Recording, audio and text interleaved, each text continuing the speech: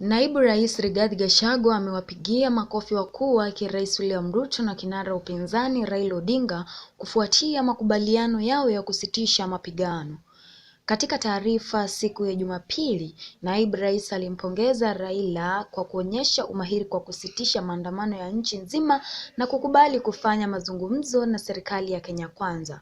Nikinukuu maneno ambayo Rigathi alisema, "Ninampigia saluti Raila Odinga kwa kusitisha maandamano na vurugu, kuchagua kuendeleza masuala yake bungeni kwa mujibu wa katiba na sheria za Kenya. Huo ni uongozi." Mapema jioni, Rais Ruto alirefusha tawi la mzeituni kwa Raila na kupendekeza mchakato wa wabunge wa pande mbili kuhusu uajiri wa makamishna wa tume huru ya uchaguzi na mipaka. Rais pia alisema yuko tayari kumshirikisha kiongozi yeyote.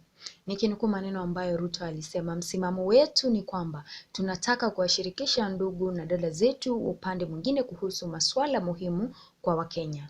Wao kama upinzani, sisi kama serikali." Kutokana na hali hiyo, Raila alisitisha maandamano ya nchi nzima yaliyopangwa kufanyika Jumatatu na kuorodhesha masharti hata alipokuwa akijitayarisha kwa mazungumzo na Rais Ruto. Aidha, Naibu wa Rais Gachagua alisisitiza zaidi kuwa uharibifu wa mali ya kibinafsi na ya umma hautawahi kutokea chini ya uongozi wa Rais Ruto. Aidha, aliahidi kuwa serikali ya Kenya Kwanza daima itaweka kipaumbele ulinzi wa Wakenya na mali zao.